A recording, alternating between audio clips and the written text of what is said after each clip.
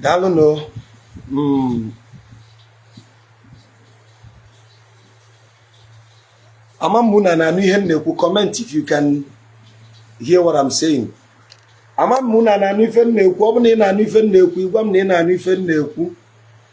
Ọ bụ na mgbe gboo before akpọwa ndị ichie, onye na-ama ọja ya nọ standby. Those days nwoke zuru ezu na-ama ọja. Ịghọta, mana ịma na anyị nwe apụtago ụwa jebesia akwụkwọ anyị na-ekwu eri. Everything I'm doing now is to depict how it should be done. I might not be perfect with the flute and everything. Okay, nepa una-eme alụ. Chelo can switch it to invite. Thank you for ọkụ na afịfa anyị na-afụ na Nigeria. Ọkụ na afịfa anyị na-afụ na Nigeria. Check I switch it to the inverter.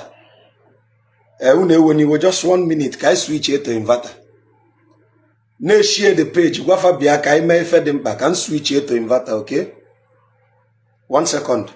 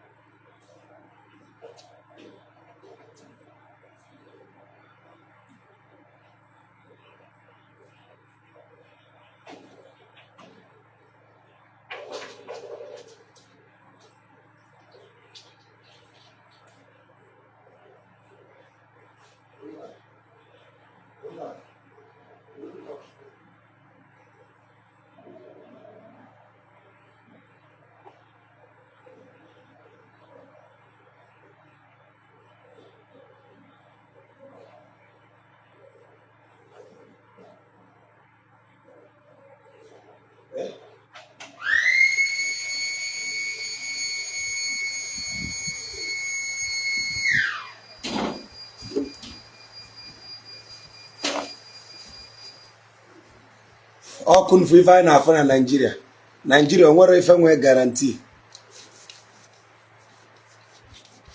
Biko viewers discretion. When you see me like this today, yenji ipu enu akwa is because I want to really depict how it is done in ancient time. Okay? On anu ife na-ekwu, I just want to show you how it is done in ancient time. Now, a full-fledged man na Igbo, onwere ife ị na-ezo na-arụ gị. With the nzu, those days, I ga-egbu ichi, that is tattoo. E ga-egbuchi ichi. Maybe ichi ga-adị side a bụ ichi ndị ikwu nne gị. Ichi ga-adị side a bụ ichi ndị ikwu nna gị. Ichi ga-adị n'azụ gị bụ ichi ụmụnna. Symbolism. Then ịgba ijele n'anya. Nke a bụ ugbene awụ mme. Nke bụ ugbene ugo. Okay? Now, all these are the embodiment of your costume. Now, in the ancient time, this is made of ivory. So as a man, sometimes you see us wearing it this place. I'm trying to depict it in a way you understand. So we'll go to the teaching proper. You see them wearing it this place. It is just to show how rich one is in the ancient time. Obali anaka. Okay? It is just to depict how rich he is. Because none of them go ivory those days. Are you listening? So now, with this, I can continue. Now, in my hand is a horn. Okay, with this horn, with this horn, nke a bụ mpi ene Let me know any Igbo person here that knows what is ene in English. Do you know what is ene? With this, I can drink. With this, we can anoint a new king. Then with this also, men that are titled holds this. Nyawa keji aneto. Nyawa keji aneto. For those commenting deer and antelope, what is Simbada? What is ene? Simple question. Which one is Simbada and which one is ene? Antelope or deer? Get your facts right. So with this, you can collect 3 handshake. Then Nazwoyeto. Are you getting my point? Now, Mpiene is Ejiangu. Onwele bi tolu iweli ewe na anwu mmali. Ejikwu ete otite mmanu. Eji agba afa. Agbalanze onye ka okeke ana m afọ gị. Now, having said this, let's now go to the proper. Every indigenous Igbo man ga-enwe ọkwa ọjị. Ọkwa ọjị. You see, it has a cover. Let me bring down my camera like this so you understand better. Ọkwa ọjị, ọkwa na-ebudo ọjị. Ọ bụrụ m bịa be gị wele efele wee nye m ọjị, ihe eji ọkwa ọjị wee meelụ m ọjị. Now, if you watch my ọkwa ọjị, it's expensive. N'ọkwa ọjị m enwelu nzu nwanyị. The female nzu is here. The male nzu is also here. Which means we've ascertained enwelu 2 types of nzu, male and female. Female nzu, the one you see figure 8 in our rear, and the male nzu, the one that is plain. Then efo ọsọ ọjị, alligator pepper. Efo akinu. Efo ọjị. Efo kwa ọjị ugo. Efo edo. Then efo nnu salt. Mana nnu nke a bụ nnu si n'osimiri. Nnu si n'ikpere mmiri. So, for ọkwa ọjị to be complete, there must be nzu. Nzu nwoke and nzu nwanyị. Nzu nwoke and nzu nwanyị. There must be edo. There must be ọjị. Ọjị Igbo and ọjị ugo. There must be akinu. There must be ọsọ ọjị or ọsọ ọrọ.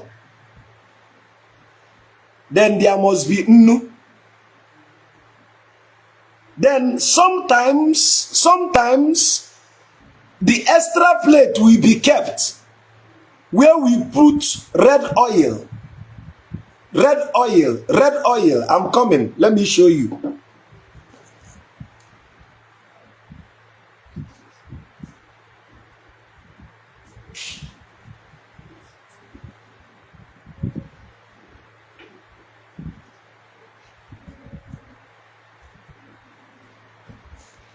Mmanụ nni, because na-ekwusi okwu osi ike achọ ka ayotuo mmụọ obi ewelu red oil ewelu mmanụ nni ekwubo okwu osi ike achọ ka ayotuo mmụọ obi ewelu mmanụ nni delie niile metu nnu n'aka dee ya niile si ya ka okwu a bụrụ ka okwu nnu na mmanụ ada enwe ilo. Now, to go into the teaching proper, how does the ancient Igbos chant? How do we decree? How do we pray? Kedu ka ndị Igbo si aga ọfọ? Before you bido goba ọfọ, there are things you must do. Uhie is for women. Uhie is for women. A man does not go near uhie. Nwanyị bụ ife na-ete uhie, nwoke je nso n'uhie. Uhie ka uri ka ị na-ekwu ka mmadụ ihe na-ekwu.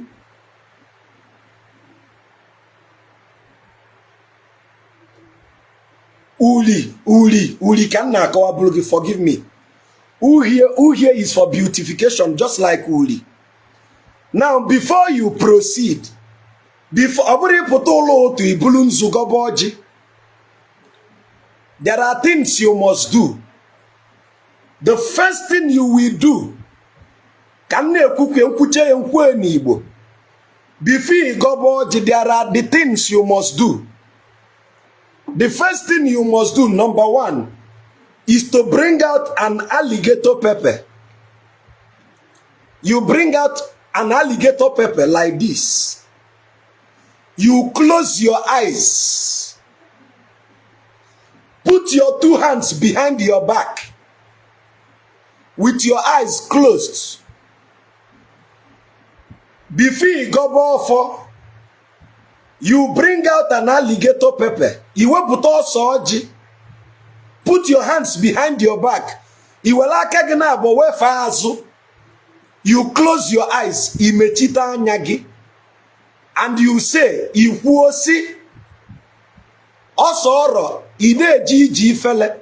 Ọsọ ọjị ka anyị na-akpọkwa ọsọ ọrọ. Ọsọ ọrọ, ị na-eji iji ifele. Azụ anụ ụka, bụrụ ezigbo ọgwụ, bụrụ eje ana. Odi na mbọ mụ eji eme odogwu. Na ana m akpọ gị si gị okwu ọbụ na ekwuru na azụ m bụ nkwulu. Gị bụ azụ na-ada anụ ụka, chi ya dị n'izu. Na-eji m uke eme ka m kwuo ya ka ọ wee pụtara m ife.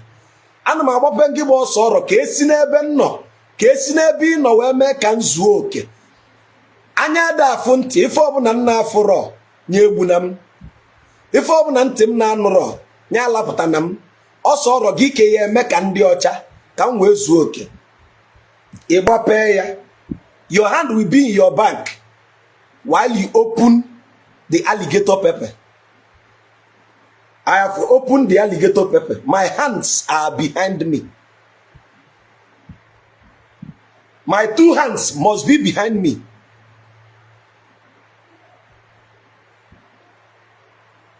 My two hands was behind me. Hold on.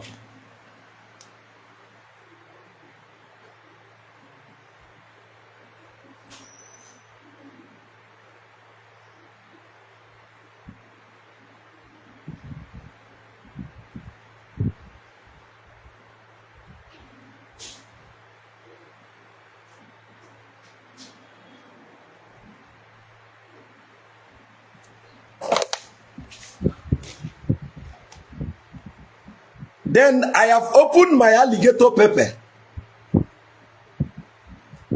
I will now put my alligator pepper in my hands. And I will count out 7. 1, 2, 3, 4, 5, 6, 7. Ngopụta ịsa. Ofu, abụọ, atọ, anọ, ise, isii, ịsa. Then the first thing I have to do is to sanctify my mouth. Sanctify my mouth, because whatever I'm about to decree, the power will come from my mouth. Mmebuzo rochapu oraku n'ọnụ. The word oraku is the English word defilement. Defilement. Then I will place one alligator pepper, one seed from the 7 I've selected inside my mouth, and I begin to chew. Ntabia. Nsi ano nke elite n'ọnụ na-egbu mmadụ. Nke elite n'ọnụ na-egbu mmadụ, nya ka nji welu nke bụ ọsọ ọrọ na-ata n'ọnụ m ka ịba m n'ime arụ. Adịmọcha ọbụla dị m n'ime bụ dịka ọra akwụ nke eweta ọgbọ na uke ma ọ bụ ụchụ. Nọ nke a ka m ji ajụchapụ ya n'onwe m ka ịba m n'ime arụ mee ka ndị ebube, ka m wee gbaa ijele n'anya mgbe m na-achọ ịkpọtụ ndị ichie m. Agụ n'alụ m nsọ ọbụla nke m na-ezuru ezu, esi na nke a mee ka ọnụ m zuo oke ịkpọ ndị mmụọ na ọra alụsị na ndị mbụ na ndị egede. That is the job of the first alligator in my mouth. When I'm done chewing it, I will do like this. I blow it off. meaning I've sanctified my inner body and also taking out the residue. Edozigo m onwe m ka ndị ọcha n'ime, bụchapụtakwa nke dị n'ilo. I will pick another alligator pepper like this, one seed. I'll hold it like this and see. Ọrakụ nwoke, ọrakụ nwanyị, ọrakụ mmelo, ọrakụ mmetọ. Ife ọbụla bụ ọgbọnuke ụchụ mkpọchi iru ọrakụ nke so m ejetel m ya n'ije ekwetel m ya n'aka elitel m ya na nni. Ọrakụ nwanyị nọ na nsọ. Ọrakụ utu nkenyi niile ikwube you begin to confess every aspect of defilement you must have engaged in. Ọrakụ akwamozu njeleje, ọrakụ mmụọ, ọrakụ mmadụ, and ji m nke ekochapụ gị. Bune. I will turn it on my head 7 times anti-clockwise. Eji m nke ekochapụ gị, ọrakụ nwoke, ọrakụ nwanyị. Ife niile na-ezuru oke. Bune. I will throw it out. Ebe nwanyị ama ngafe enu. With respect to modern culture, provided you've thrown it out outside, ebe telaka, mmadụ ama ngafe immediately, you are done with the ritual. I will throw it out. I'll bring another one, see? I'll bring another seed of alligator. I'll begin to speak to it. Biko ọbịara igbu mgbu onwe.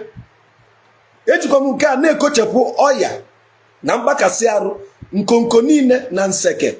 Ife niile bụ ọgbachu iru, ọgbachu azụ, ọgbata ufie niile nke na-eso m. Ọ bụ mmụọ ọjọọ, ọ bụ mmadụ ọjọọ, eji m nke ekochepụ ya. Ọ bụ agbụ ndị ichie niile, eji m nke ekochapụ ya. I will turn it 4 times anti-clockwise over my head. And I will clean it from head to toe. I will say unto the alligator seed, Bune, Bune, that is, take it away. Buna, Buna, Buna. I'll throw it away again. I'll throw it away. It's remainder 4. Remainder 4 now. Nsi na afia na no ki Igbo ji wee dị ebube. Ikwu na ndịda aka ni na aka ekpe na m na-akpọ unu taa. Sị na ife ọbụla na-ezuru oke n'ime arụ m nke aka nji na-eme kunu mee ka nzu oke. Dịka m na-akpọku ndị ichie m, si afụta na m ọrụ akwụ na-ezu oke na adịghị ọcha n'ime arụ m. Etu o kwuru ya ka ọ ya adị, I will pour it inside my mouth.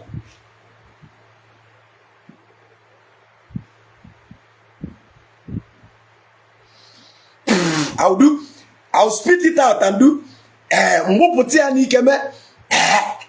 Nice. Because it is pepperish. I will exclaim. That is the first ritual of cleansing. Imego nkis, igbocha onwe go ọrakụ. Igbochego ọrakụ niile dị n'arụ gị, ọrakụ. Then you are now ready and certified and sanctified to itunzu. Itunzu. The first one I melobo ịrụcha ọrakụ with ọsọ ọjị ma ọ bụ ọsọ ọrọ. Now, when you are done, you are now ready to itunzu. Look at my hand. Nzu nwoke, the one that is always big. Nzu nwanyị, the one that has figure 8 and curvature design on the body.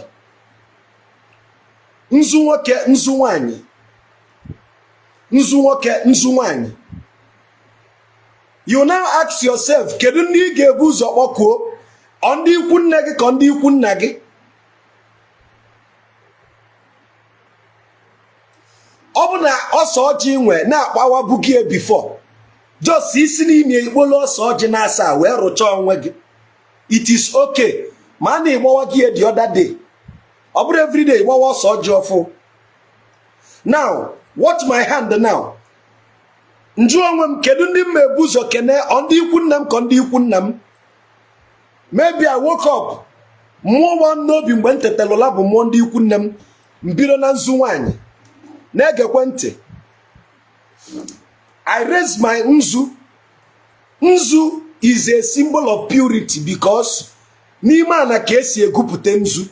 But when the nzu was dug out of the earth, no matter the depth of the dirtiness, it retains its white color, which means it is purity. Mwenye nzu nwanyị. Facing, all this ritual must be done facing east. I repeat, all this ritual must be done facing east. 7 for both male and female. All this ritual must be done facing east. Facing east. I repeat, if any na ana-eme a na-echi iru n'ọwụwa anyanwụ. Mgbe ite nzu nwanyị. Mgbe si ekene m unu ndị ichie na ụmụada dibe nne m because no nzu nwanyị ka njina. I'm talking to my maternal deities. Ekene m unu ndị ichie na ụmụada dibe nne m. No more. I will mention my name. For those living in Nigeria, if you want to know East, anywhere you see DSTV, the blue pan facing, that is East. I repeat, for those in Nigeria, anywhere that there is DSTV pan, the blue one, where it is facing, is East, because the satellite that gave DSTV their connection is in Intelsat 710K, which is in 16 degree east.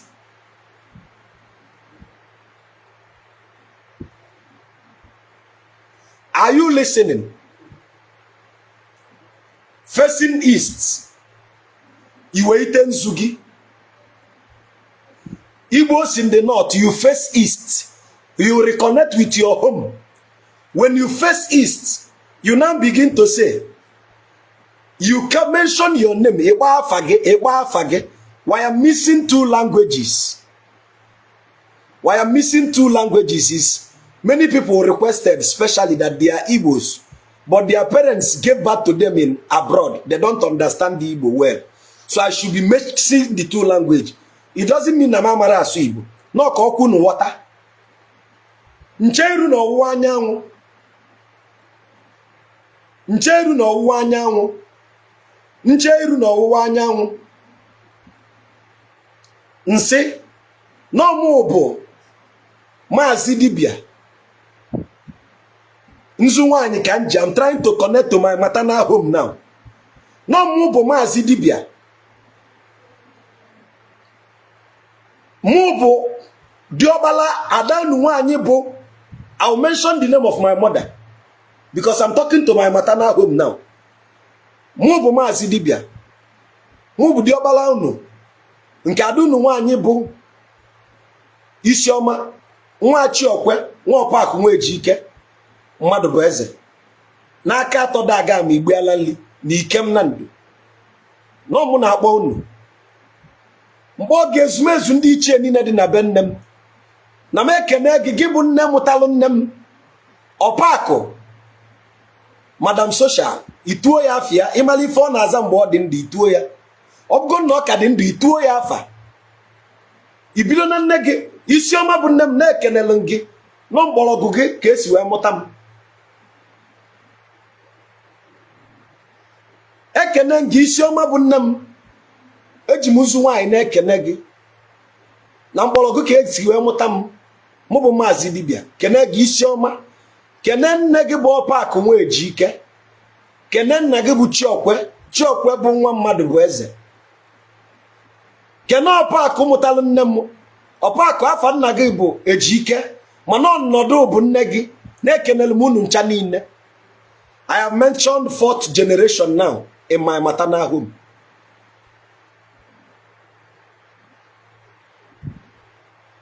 Now you begin to recognize the deities, the pantheons in your maternal home. The next word will be Mwekenegi Aromanuka.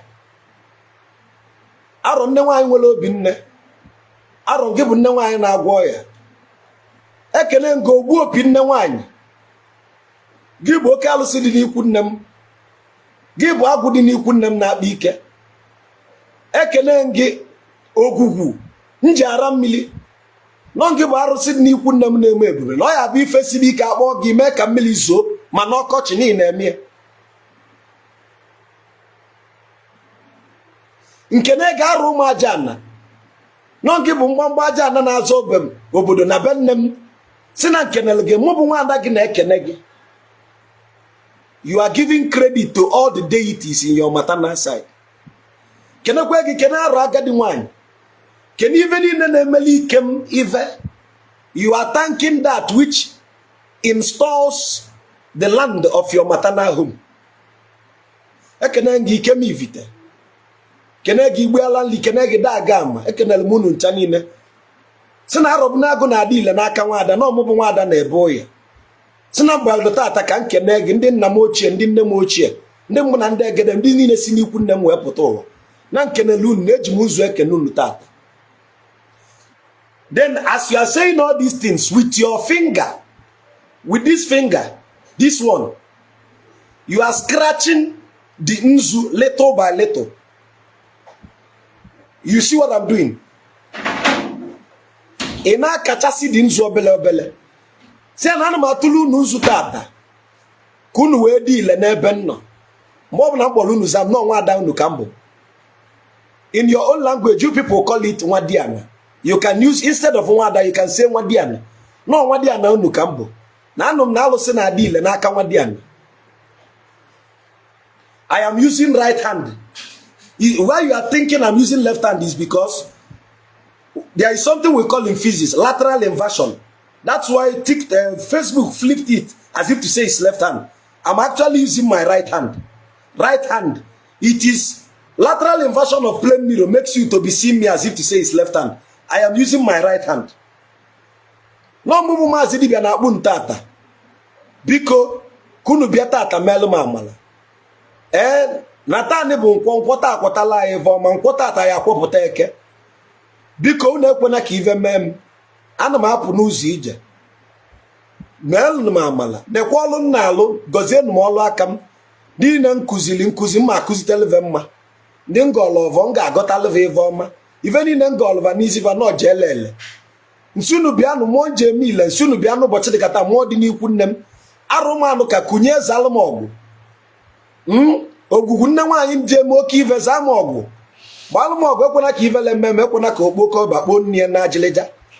Menụ m amala biko unu ekwena ka ntụfu olu m kata maka nwunyelu m. When you are done gratifying them, you drop. Isi na ele anyị kwulie ka ọ ya adị n'afa ndị enu na ndị ana. When you are done, you say na ife niile ikwuru na-etu a ka ọ ya adị n'afa ndị enu na ndị ana. You now do like this. Watch me. So many people are doing like this, going from back to front. But it's actually wrong. When you are done praying, go from up, down. Ise. You can circle. There are many thousand ways to do it. There are ways I will draw so you will be confused. When you are done, you can also say, in ancient language, the symbol of life is this. Let me write it very well. In ancient language, the symbol of life is this. This is the symbol of life. So when you are talking of Ondo, this must be included.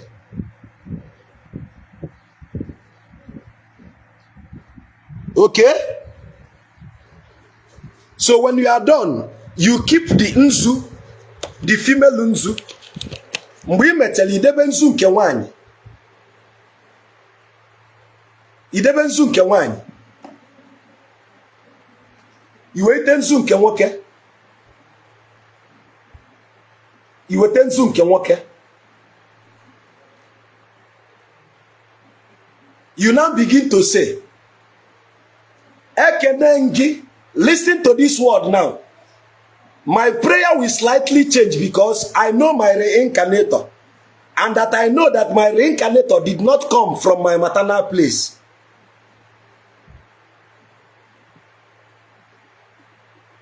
My reincarnator came from my paternal place. So I will start my offer by thanking my reincarnator. This is what I will now say. When I bring up the Nzuwoke, I will say, Ekene ngichu wam udevie nula igwemma. I mentioned the name of my chi. Ekene ngichu wam udevie nula igwemma. Na ekene ngitani. No tani bonko potaleke. Na anyanwụ adawokwa na nkwa agụchọ na eke ebido kwen. Kene gị kene ive na-emela aka m na-atọ okpobili na ọmụbụ maazị dibịa nwa onye dịka sigbuo na ekene gị. I've called my name and I've called my father's name. Nkene gị onye dịka sigbuo gị bụ nna m gị tụrụ ime m n'okolobịa. Kene nna gị bụ Uchechukwu Obulowaloso. I'm now greeting my grandfather. Obulowaloso. Non gibu dimba eji atu egwu. Give nwoke jiji emogo. Give nwoke gbagidelu mbo na atu egwu. You gratify your grandfather in his own glory. When you are done gratifying your father, you transfer the gratification to your grandfather because of the histories you know about him. When I'm done with my grandfather, I will enter in my great grandfather. I will say Uchechukwu non gibu oke nwa Ịgọ-Ọfọ mutalo. Ịgọ-Ọfọ is my great grandfather. Ịgọ-Ọfọ gị bụ ọkpụ na ndụ. Egburu nwoke na ndụ kpọọ nwaanyị na ndụ. Gị na-eme ife siri ike ọ dị mfe. Eji gị mala odogwu. Did you hear me calling English name? It must be in your native names. Ọ bụrụ gị na-ekpele nna gị ekpele kpọọ ya Simon ekene gị, Peter ekene gị, Peter piwapụghị ọnụ. Ekene nke onye dịka sigbuo gị bụ nna m bụ maazị dibịa bụ nwa gị nwoke na ekene gị. Na ngụgụ ka nsi wee pụta ụwa na mkpịsị ngụgụ ka nsi pụta ụwa ekenele gị. N'ụmụ ikolobịa ka iji tụọ ime m ekenele gị. Kene ive na-emele gị ive, kene ive ị na-emele ive. Kene gị Uchechukwu gị bụ nna nna m. Uchechukwu gị bụ ọkpụ na ndụ, gị bụrụ nwoke na ndụ kpọọ nwaanyị na ndụ. Gị bụ onye odogwu jiji eme ọgọ. Ikeneche gị isi anọ gị bụ ọkamgba n'oge ọgbọ gị, n'oge nke gị ọ nwere ọgbọ gị na-atụ gị n'ala. Gị melie ituo ya aba, ị na-etu ya aba, ị na-eti aka n'obi. You know you are chanting to gratify him to come out. Gị bụ ọbụ na ndụ, ị bụrụ nwoke na ndụ gbuo nwaanyị na ndụ. N'oge nke gị ọ nwere nwoke na-atụ gị n'ala. Gị bụ azụ elu ala, gị bụ ọkamgba. When you are done, you switch to your great grandfather. Ekene nge Ịgọ-Ọfọ. Ịgọ-Ọfọ gị mụtara ọkpụ na ndụ mana gị bụ the original ọkpụ na ndụ mana ihe ekwuye n'Igbo na-egekwe ntị. Gị mụtara Uchechukwu Obulowaloso gị bụ ọkpụ na ndụ gị bụ Ịgọ-Ọfọ. Ife a na-atụrụ gị egwu gị ji ọrụ ugbo wee zụọ mba ije n'ugbene gụọ agụ ugbene niile na o nwere odogwu karịchara gị. Gị mere ife siri ike ọ dị mfe gị igburu agụ na-agụ ugbene, igburu agụ na-agụ udene, igbuo ogbu. Gị gburu anụ niile a na-atụ egwu n'oge nke gị ọ nwere nwoke eji karịcha gị. Nsị gị nna m ochie m gị pụtawa gị n'ọbụbụ nwa gị bụ maazị dibịa na-akpọ gị n'ụbọchị dịka taa na nkwọpụtala eke ka ị pụtagosi ife iji bụrụ odogwu. Na-ekenele gị na agbụrụ gị ka nsi bịa ụwa na ifela na-emere odogwu. Ituoli ovu inu isi ya agwọ na-amụta ife na-etoro ogologo. You give one parable.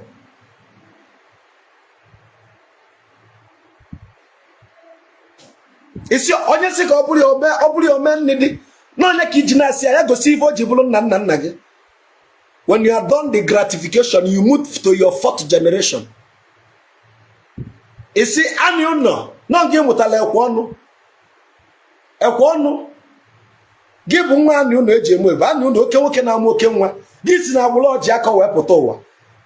Gị bụ onye mụtala ude evie n'ụla itubi afa. You know when you gratify them in their glory, you go to your fifth generation.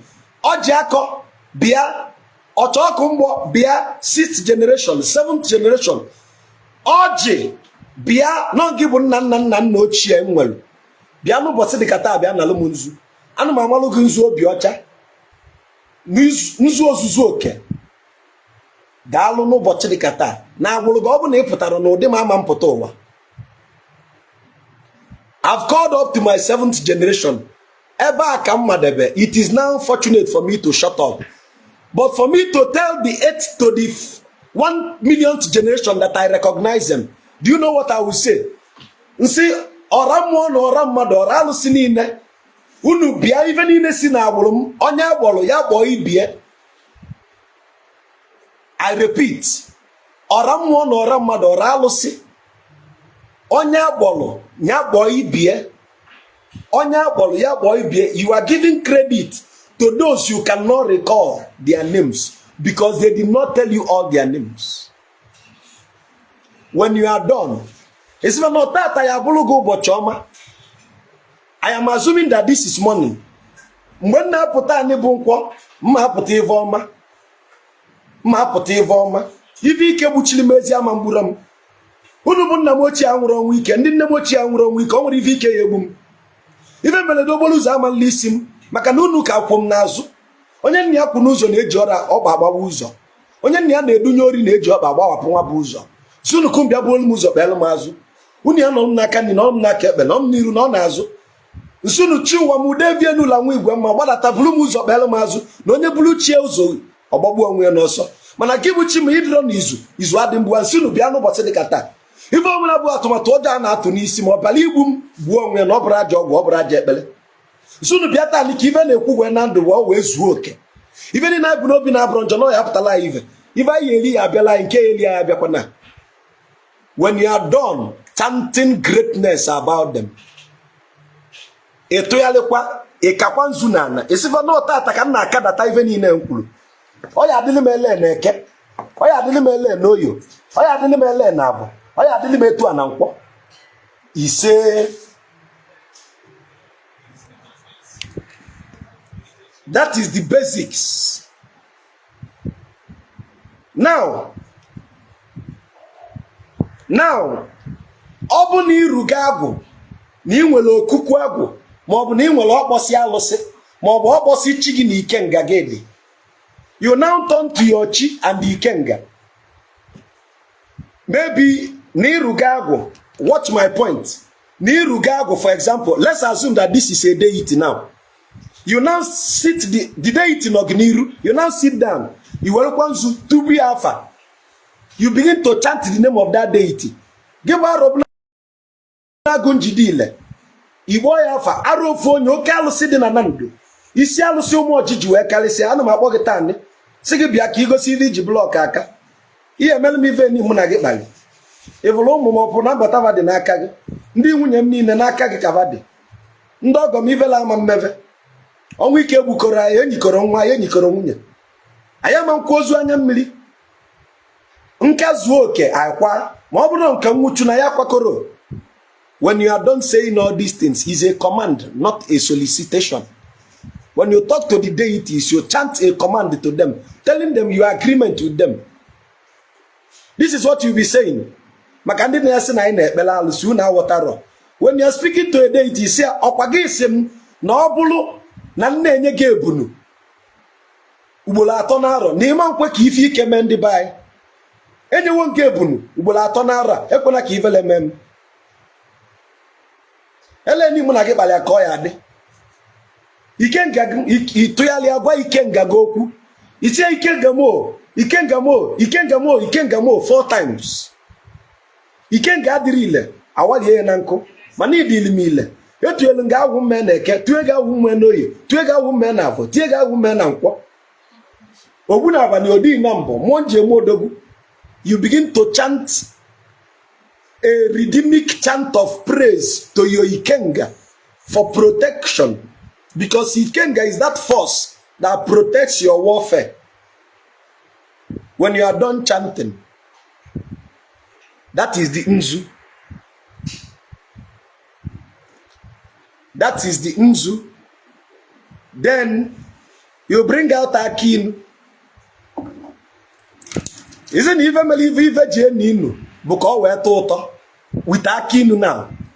na ife mere ife ji enu inu bụ atacha ya ka ọ wee tọ ụtọ na onugbu ya bụ atacha ya ọ na-enu inu ọ na-ata vụnavụna mana atacha ya ọgwọ ya gwọ mgbịrịma avọ n'ọnya ka m ji were aka inu wee na-ekwu n'ụbọchị dịka taa si na gị bụ aka inu na ana m ata gị taa ka i wee dịrị m mma ife ọbụla bụ ọya dị m n'ime arụ ọbara m n'ọbara ọbara m n'omi na nkwonkwo taa ka a na-eji ga-ewepụta ya n'ime arụ m mma anyụpụta ya na nsị na nwa mmiri ele m kwulie ka ọ ya dị you crush it, chew it down. You now bring out Edo. When you bring out Edo, you begin to say, Edo is used for clarity. Edo is used for clarity. Edo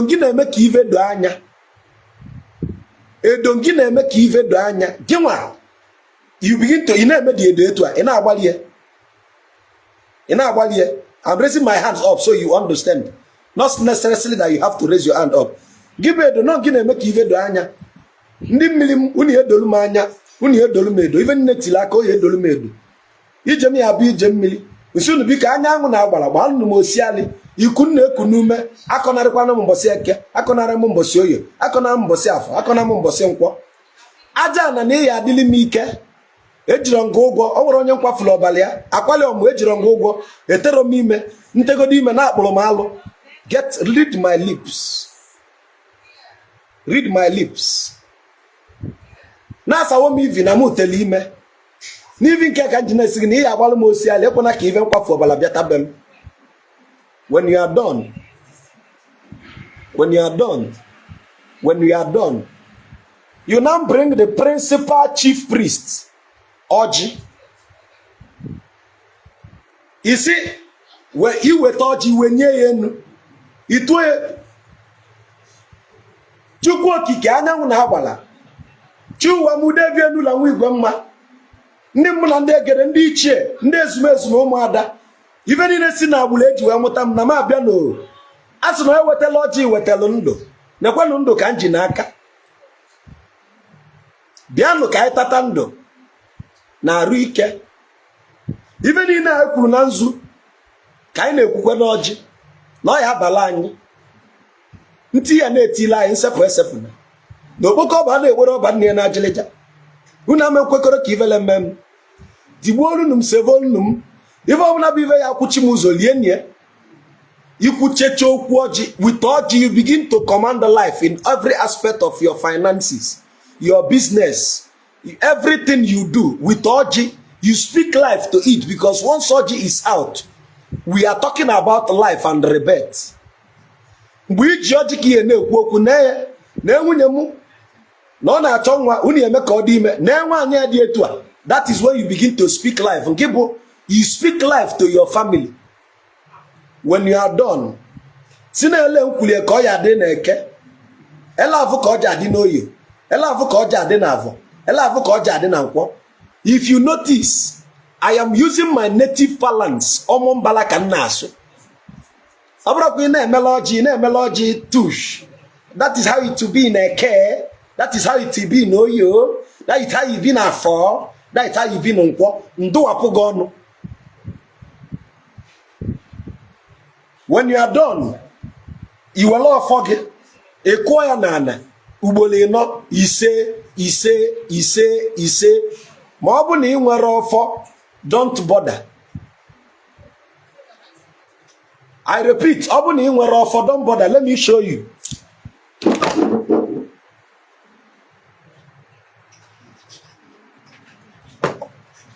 Nke bụ osisi ọfọ. Nke bụ nke nje eme nkuzi. Mana dị men ọfọ nke m bulu ibu ọ dị n'enu. Ọ na-agbadata na anyhow. Nke bụ osisi ọfọ. When you are done, mgbe niile na-ekpe ekpere ikwuchekwuche ji ọfọ n'aka na iko ya na n'ugboro ịnọ. You do it like this nana. Ise.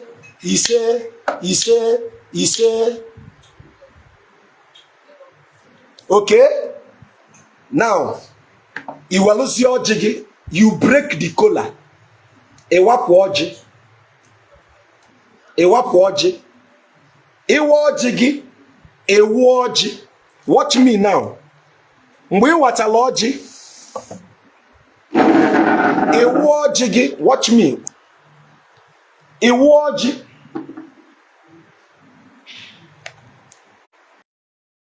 Mgbe ị watala ọjị, ịwụ ọjị. Now, assuming you understand, ọ bụ na onye na-agba nwa afọ ọjị, this ọjị agwabago m ife ya eme. Na danger dị na be m. With the ọjị, I've already begin to see what is happening in my house already. Na danger dị na be m. Mụ gbado anya ka ayala ịchọ mmadụ achọ na be m. Na danger dị na be m. Njobazie ke ụdị danger. Listen, immediately I begin to ask, what type of danger? Na-ege ntị o, na-ege ntị. Nsi oke nwelugodo ofu aka ọjị tụọlụ ndị ichie, tụpụrụ ndị ichie, sịpa ndị ichie biko ntanụ n'ogbe ka anyị taa n'ibe. Ntụpụrụ fọ ọjị n'ilo. Well, ọjị nke lulu m taa. Instantly in my head I'm asking myself, what is wrong? What is wrong? What is wrong? Why is my ọjị telling me there is danger in my house? This thing I'm telling you about danger is no longer joke. Ọjị anwalkịta na-egosi m na something is wrong in my family. The next thing I will turn to is, I will go to my ugili.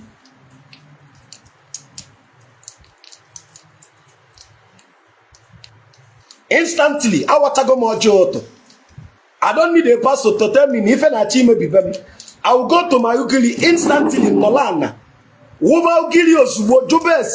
What is happening in my home?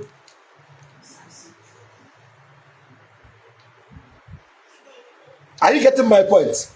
Mana fongo na ebido godo ebido. Megodo nke ma. Iwacha ọjị eta.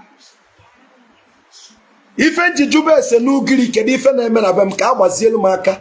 What is wrong? Possible things I can do to avail danger. I'm trying to make the video short so you can save for those who want to save. Now, let us do it this way. Is it advisable that I close down this video and come back now immediately so that you can have a separate video for the teaching on ọjị? Now I come back again, you now begin to ask questions. What do you suggest? Should I close down so that the video will be shortened for you? You can come back to it.